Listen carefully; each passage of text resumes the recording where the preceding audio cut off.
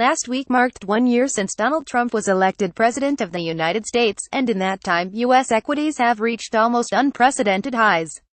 Much has been made of the so-called Trump bump. However, the key question is how much of this positive sentiment can truly be attributed to the policy plans of the new administration. To grasp just how successful the market has been under Trump, it is worth comparing the performance of U.S. equities this year with that of the first years of other presidencies. Through to the 31st of October, the S&P 500 is up 20.4% since Election Day in November 2016. This compares to an average return of 6.6% during the first year of the first term of presidency since Franklin D. Roosevelt in 1932. In that time, Democratic presidents have witnessed average returns of 13.5%, and Republican presidents have seen average losses of 0.4%. This means market performance under the current Trump administration has significantly outperformed compared to the first administrations of most of his predecessors. The only other presidents to have beaten Trump's performance are George H. W. Bush in 1988, 23.7%, Lyndon Johnson in 1963, 22.4%, John F. Kennedy in 1960, 24%, and Franklin D. Roosevelt in 1932, 23.8%. Judging any president by market performance over any given time is clearly an artificial bellwether, just as it is a red herring to judge a president based on his accomplishments during his first 100 days in office.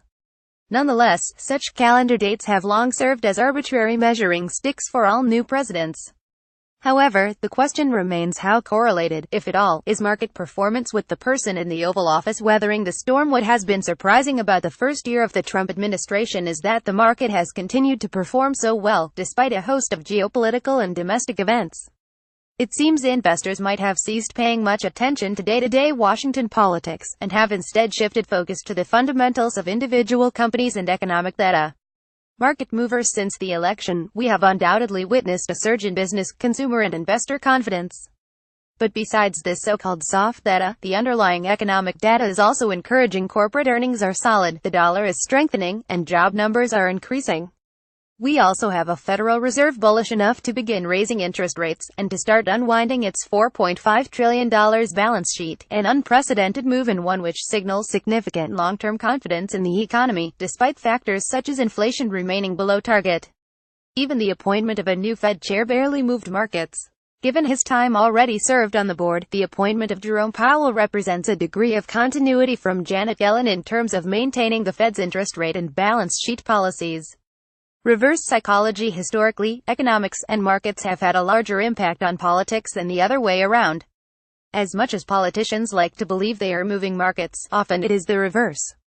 The underlying U.S. economic story is undoubtedly positive, regardless of any political administration.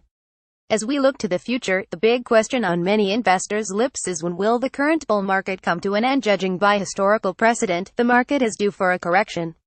There are some warning signs that the bull run may be in its final stages, but while pullbacks are possible, there is little evidence to suggest recession is nigh.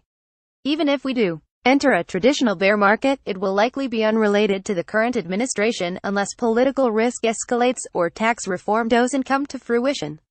And for now, fundamentals are likely to continue to drive sentiment and keep returns buoyant into 2018.